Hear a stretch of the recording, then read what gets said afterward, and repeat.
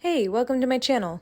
Today I'm going to be demonstrating how to do a Notan study in a sketchbook to help improve the design and composition of your paintings. So here's the reference photo I'm going to be working with today. It's a view of the Embarcadero by the bay in San Francisco. And if you haven't heard of a Notan study before, the idea is that you just take an image and then you break it down into black and white shapes. And the really nice thing about Notan is that I think it's a great way to study design and composition of our paintings. Because we're only focusing on light and dark shapes, we really focus on the overall design of the painting rather than getting lost in all the individual details. So it's a great practice in simplification and also in understanding and sort of seeing the big picture of whatever we seek to paint. So what I do for this Notan, I'm painting it in my sketchbook and I'm working really small. So I have a pocket-sized sketchbook, and I think it's great to do these on a really small scale because then it really forces you to focus on the overall large shapes and not get lost in the small details.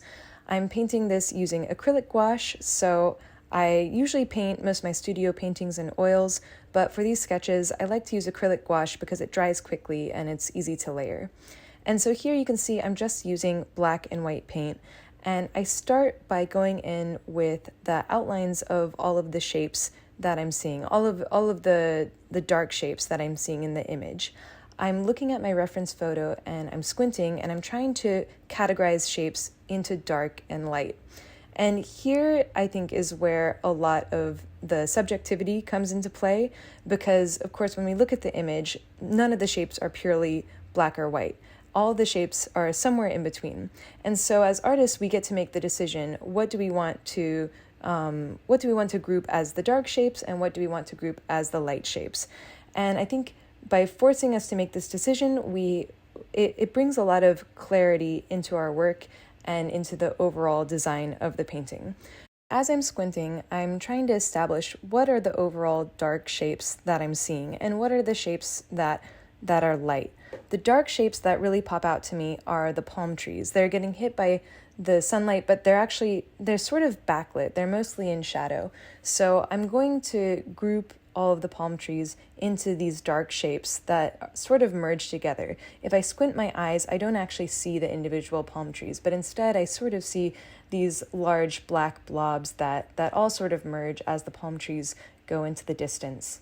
Another dark shape that I'm seeing, or some other dark shapes that I see, are the parts of the buildings that are in shadow. So some parts of the buildings are getting hit by direct light, but then other parts of the buildings are in shadow. So I'm going to group those into the dark shapes.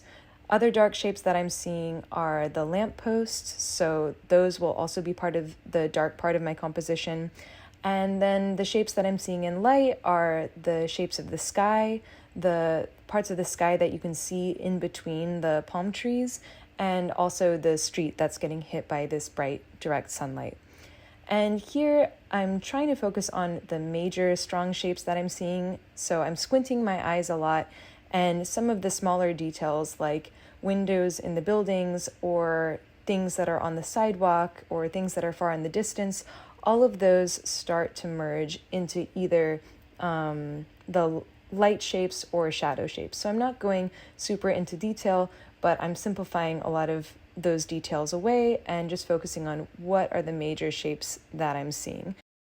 Once I've established the main dark shapes, then I go in with the white paint and start to refine. So when I'm putting in the dark shapes, I'm not being incredibly precise. I'm trying to work really quickly and just get the overall impression of the dark shapes that I'm seeing. And then I can go in with the lighter paint and start to sort of refine these shapes and carve into the dark shapes with the light paint. So I sort of do this as like an iterative process where I lay the dark shapes in first, and then I refine when I add in the white paint, and then I can go back and add more dark paint and go like back and forth, continuing to refine the shapes that I'm seeing until I'm happy with the overall composition. But even at this stage, we can already get a sense of the overall composition of the image. And I think it's incredible that even though we're just using these darker shapes to show the form and to design the painting, we can still recognize that this is a city scene. We can still see the curving of the streets and get a sense of these palm trees that are disappearing into the distance. And so I think that doing these Notan exercises is a great exercise in simplification and showing us just how much detail we can leave out and still communicate the feeling of an image or a scene. But still, the Notan is very rough at this stage, and if you like, you could leave it very simplified, because I think here I'm still able to capture the overall design of the painting, but I want to go in and refine some of these details and get a better sense of how the overall shapes might look if I brought this to a final painting in the studio. As a side note, you can also do Notans with just a pencil or a pen, but one of the reasons why I like to do them with the brush is that I think when you're working with a brush, it encourages you to think in terms of broad shapes rather than fine lines and details. So using the brush, and especially using a large brush relative to your surface, is really going to help you simplify things into the bigger shapes. As I'm filling in the white paint, I'm reevaluating the shapes that I initially laid down with the darker paint.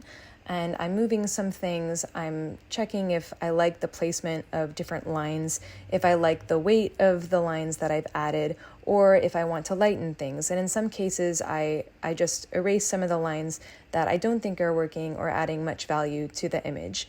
So as I'm working, I'm just constantly reevaluating, how does the image feel with the lines this way? How does the image feel with the current composition that I have created? And I'm not just adding in white, but I'm also correcting things and adjusting things to make the image more to my liking.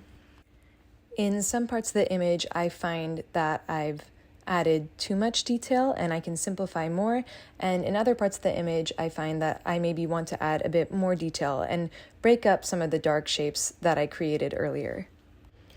For example, when I was adding in the palm trees, I realized that with the black paint, they were a little too large, and so with the white paint, I can start to carve away their shape a little bit, make them a bit smaller, and also distinguish them a bit more from each other so that it's not just one large black blob. For now, I'm trying to get just the overall round shape of the palm fronds, but later I'll go in and add a bit of sort of cutouts or sky holes to the palm trees that suggests the sharp shape of the fronds. And this is one of the really nice things about sketching with acrylic gouache, because it's just so easy to go back and correct certain areas. The dark paint is already pretty much dry, and it's only been a few minutes. I also realized that the trees in the background, their shapes were a little too large, and I want to give that sense of perspective of the trees, getting smaller as they disappear into the distance. So I refined the shapes of those trees further back to create that sense of linear perspective. Another thing that I'm paying attention to while I'm working on this Notan is if I have any shapes that appear really repetitive. I think that repetitive shapes can be boring, or at least in my artwork, I don't like to have too much repetition. So when I'm doing this Notan, I'm looking for, are there any shapes that look really uniform? For example, in the trunks of the palm trees, I don't want the spacing between them to look exactly the same. And so that's something that I keep in mind when I'm doing the Notan. And it's really nice when we simplify things into light and dark shapes. It becomes much easier to identify things like this in our painting. Next, I turn to adding some detail to the palm trees.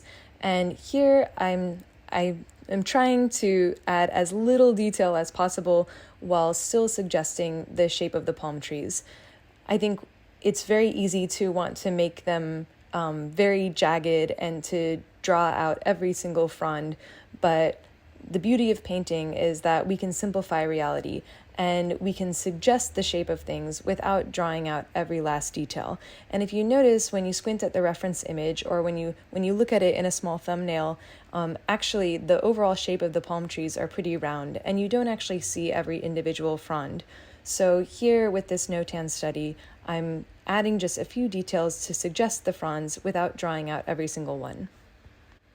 When it comes to adding detail, I think there's just a really delicate balance that we need to strike, and it's something that I think about a lot when I'm doing these studies. After I've added the white paint to this Notan study, I noticed some areas where I added a little too much, and I want to now go back in with the black paint to refine those areas. I used the black paint to add back some shadows of the buildings that are further in the distance. I also refined some of the lines of the curves of the street, which had become really thin after I added the layer of white. You'll notice that I've somewhat exaggerated the contrast of the curb compared to the reference photo, and the reason for this is because I thought it was a really nice design element that helps move the eye around the image. I also redefined some of the details on the lampposts that were lost when I added the white paint. Next, I turned to the palm trees. When I added in some of the sky holes to the palm trees, I realized that I cut a bit too much into the shapes, and I was losing the overall roundness of the palm trees. So I go and add some more black paint to bring that roundness back, to give the shape a more cohesive round structure. I also add some dark fronds sticking up into the sky. For the palm trees that are more in the background, I try to keep them really simple and keep the overall shapes just more round, dark blobs. I don't want to give too much detail to those palm trees or make them too distracting. I want the main focus to be the foreground shapes, so I keep the background shapes relatively simple. After refining some more of the shadow shapes and adding a few more details, I'm pretty much done with the study. So here's how it turned out in the end, and you can see that we've arrived at a much more simplified version of the reference photo. I hope through this study I've demonstrated how we can convey so much information even when just using black and white.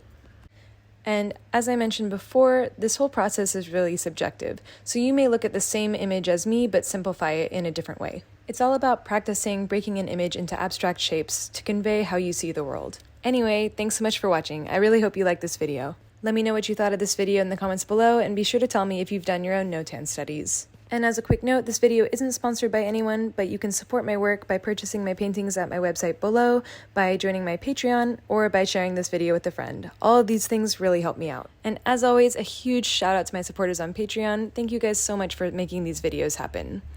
Thanks again for watching, and I'll see you next time.